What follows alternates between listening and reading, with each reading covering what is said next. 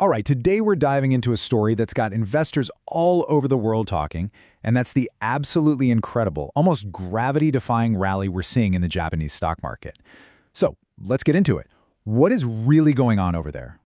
This is the big question, right? For years, Japan's market was, well, kind of sleepy. But something has definitely changed in a big way. And today, we're going to follow the clues to figure out exactly what's behind this massive shift. And look, this isn't just a hunch. The numbers are pretty staggering. The Nikkei index is up over 30% so far this year. I mean, it's not just keeping pace with markets like the S&P 500 or the Nasdaq, it's totally leaving them in the dust. That makes Japan one of the strongest global markets out there right now. So, let's start our investigation. Okay, so our first step is to pop the hood and see what's going on inside. To really get the why, we first have to understand the what.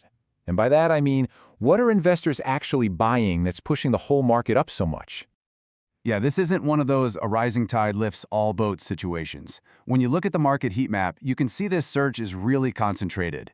We're talking about massive buying in the heavyweights, the big influential companies, in areas like communications and electronics that can move the entire index. And here are the specific engines driving this thing. We've got shipbuilding, the big trading houses, communications, and electrical machinery. Now, this is a really interesting mix, isn't it? You've got stocks that are really sensitive to the whole economy, like those trading houses, being bought right next to growth-heavy tech stocks. So, what does that combination tell us? Well, this is the crucial part. When investors are snapping up both cyclical and growth stocks at the same time, it's a huge signal. It means the overall vibe in the market is switched to risk on. Confidence is high, and people are willing to bet on growth pretty much everywhere. And that is our first major clue. Okay, so we know what's being bought. Now, for phase 2 of our investigation, who is doing all this buying? It's time to follow the money trail. And the data here tells a really clear story. On one side, you have foreign investors, and they are buying, buying, buying. But on the other side, domestic individual investors, people using their own cash, are actually selling. It's a huge contrast between what the big money from overseas is doing and what the locals are doing.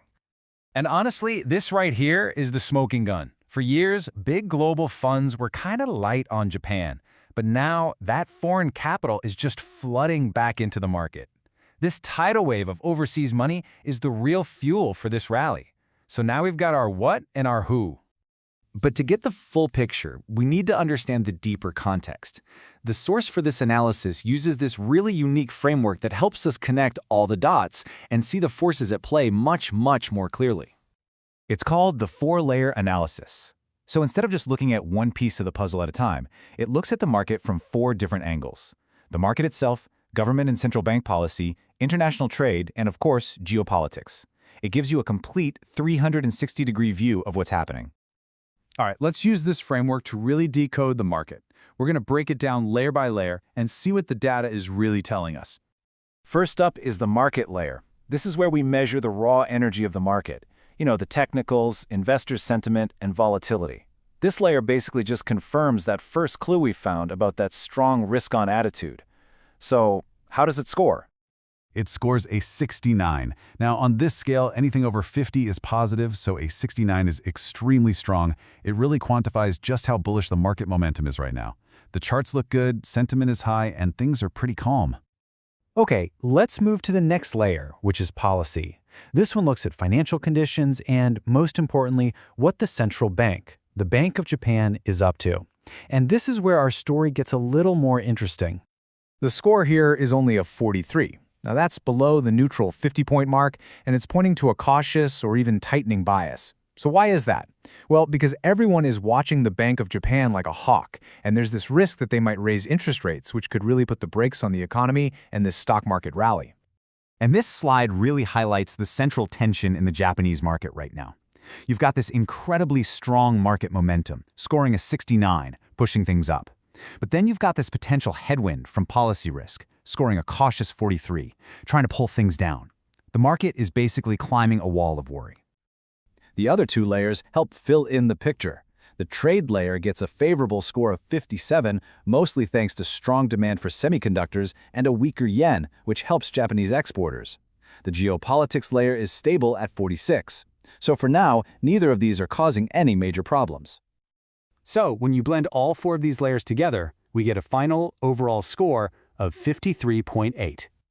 So what does a 53.8 actually mean? Well, in simple terms, it tells us the market is definitely in a bullish, risk-on state. But, and this is a big but, that really strong momentum is being held back by that major caveat of policy risk.